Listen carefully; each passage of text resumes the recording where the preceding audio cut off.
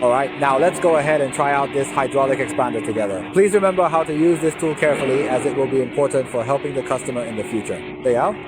Take note of each step, since this process might come up again later. Remember to add hydraulic oil to the hydraulic shaft here. Make sure to add hydraulic oil, at least more than half. The gauge should show at least above half at the very minimum. Here is where you connect the air hose. This is the spot where the air source actually comes in through here. This switch is what controls the pressing wall mechanism. Let me press it down again so you can clearly see how it works in action. Alright, now lift it up. Okay, both lifting and lowering functions are available. Both are working. And there's this as well. The material rack, this is for forward rotation. And reverse stop. This knob adjusts the rotation speed. Turning it all the way to this side makes it the fastest. If you turn it over to this side, it noticeably slows down. So one side is faster, the other side is slower.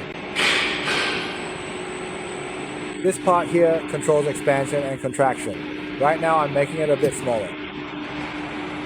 Contracting.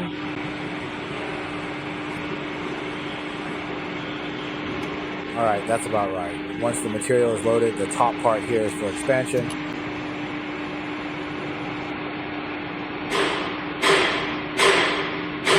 Okay, there's also a handle here, which also controls the expansion and contraction. Pushing it down contracts it.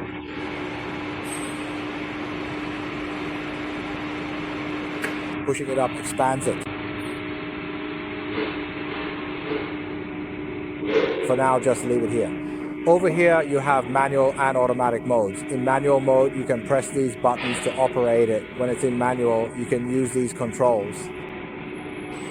Then switch it to automatic mode.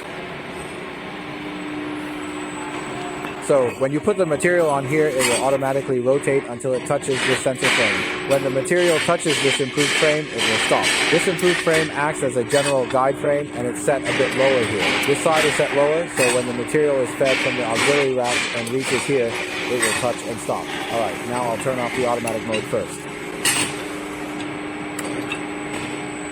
Alright, so this is the A-frame.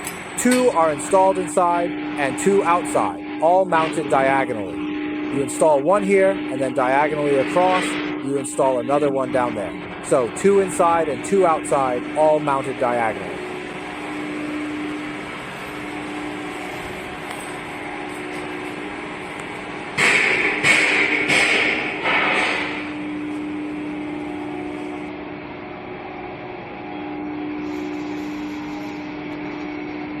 That's basically how it is. There really aren't a lot of these, and not a lot of those sofa parts either.